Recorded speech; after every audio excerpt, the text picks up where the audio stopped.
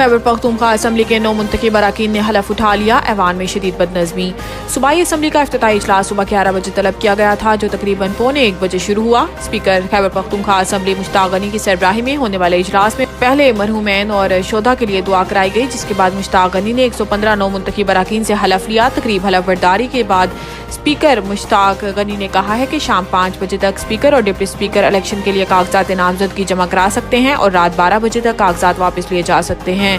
कल सुबह 10 बजे स्पीकर और डिप्टी स्पीकर के इंतखाबात के लिए पोलिंग होगी। पुलिस ने शदीद बदनज़मी के बाद असम्बली का गेट बंद कर दिया, लेकिन कारकुनान बाहर के रास्तों से फलांग कर असम्बली की हदूद में दाखिल हुए। बदनज़मी की वजह से कई मीडिया नुमाइंदों को भी असम्बली के अंदर दाखिल होने का मौका ना मिला और बेशतर 9 मुंतखब अरकान को गाड़ियों की पार्किंग में परेशानी का सामना करना पड़ा। मुश्किल इस्लाहात के लिए पाकिस्तान की नई मखलूत हुकूमत का इंतखाबी मैंडेट ज्यादा मजबूत नहीं। मूडीज की रिपोर्ट में कहा गया है कि नई मखलूत हुकूमत के लिए गैर यकीनी सूरत हाल बरकरार रहेगी, जबकि मुश्किल इस्लाहात के लिए नई मखलूत हुकूमत का इंतखाबी मैंडेट ज्यादा मजबूत नहीं। मूडीज ने पाकिस्तान की आउटलुक मुस्तहकम लेकिन तवील मुद्दती CA3 रेटिंग बरकरार रखते हुए कहा है कि पाकिस्तान को बैरूनी माली ज़रूरियात का सामना है और ज़र मुबादला ज़खायर नाकाफ़ी हैं। पाकिस्तानी मईशत को कलील वसत मुद्दत के दौरान इंतहाई बुलंद माली खतरा दरपेश है। मूडीज के मुताबिक IMF से नया कर्ज प्रोग्राम दीगर ममालिक और इदारों से कर्ज का हसूल मुश्किल होगा। माली और बैरूनी खतरात में कमी पर पाकिस्तान की रेटिंग बेहतर हो सकती है। पाकिस्तान को ज़र मुबादला ज़खायर और रेवेन्यू में बेहतरी लाना होगी। कर्जों में डिफॉल्ट की सूरत में पाकिस्तान की रेटिंग डाउनग्रेड हो सकती है।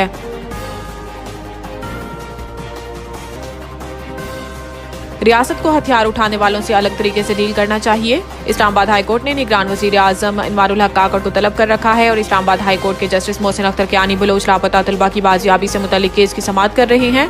अटॉर्नी जनरल मंसूर उस्मान ऐवान रोस्टम पर आए और अदालत को बताया कि वज़ीर आज़म अनवारुल हक काकड़ अदालत में मौजूद हैं। मंसूर उस्मान ऐवान ने मौक़िफ़ इख्तियार किया कि लापता बलोच तलबा की बाजियाबी के लिए कोशिशें की गई हैं। 11 मज़ीद लापता बलोच तलबा को बाजियाब कराया गया। 9 अफराद CTD के तहवील में हैं, 4 ताहाल ट्रेस नहीं हो सके। अटॉर्नी जनरल मंसूर उस्मान ऐवान ने बताया कि 2 अफराद अफगानिस्तान में हैं, जिस पर जस्टिस मोहसिन अख्तर कियानी ने कहा कि जो कानूनी अमल में आ गए वो इस कोर्ट के मैंडेट से निकल गए हैं। इनके खिलाफ केस हैं तो वो मुतल्लिका अदालतें देखेंगी। जस्टिस मोहसिन कियानी ने कहा है कि हमने 2 साल में कई समातें की।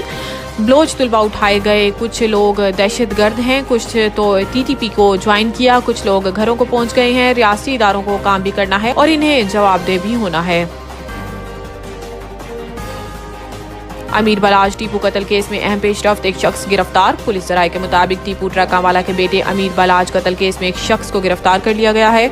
मुलजिम को अमीर बलाज की रैकी के इल्जाम में गिरफ्तार किया गया। वाज़ेह रहे कि अमीर बलाज को 18 फरवरी को शादी की तकरीब में कत्ल किया गया। चूंग पुलिस के मुताबिक टीपू ट्रकावाला के बेटे अमीर बलाज टीपू के कत्ल का मुकदमा इसके भाई अमीर मुसिब की मुद्दत में दर्ज किया गया था। कत्ल के मुकदमा में 302 समेत दीगर दफात शामिल की गई थी। मुकदमा ख्वाजा तारीफ गुलशन, इसके कजन ख्वाजा अकील और 4 नामालूम अफराद के खिलाफ दर्ज किया गया है।